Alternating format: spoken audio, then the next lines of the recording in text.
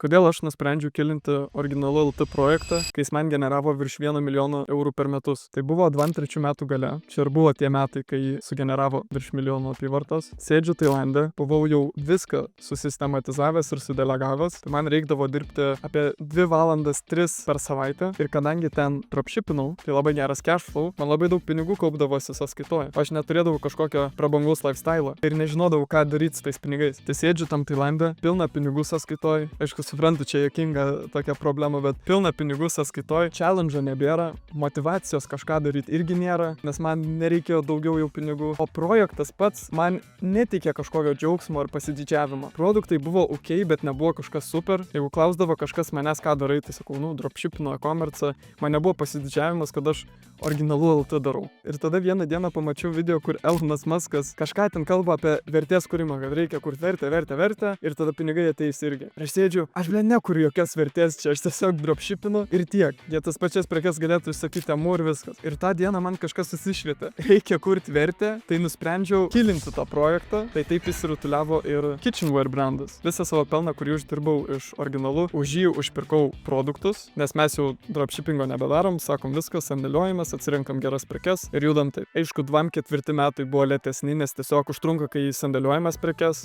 kol pagamina, taip toliau, čia jau nebe dropshippingas, tokio greito skeilo nebuvo, nes produktai limitavo, bet dabar praėjus 2 metam, tie brandai sudėjus generuoja 2 daugiau negu Originalų, produktai ofigieni, komandos laimingos, nes nebesijaučia, kad kažkokį čia skemą darom. Tai čia buvo geriausias mano sprendimas gyvenime.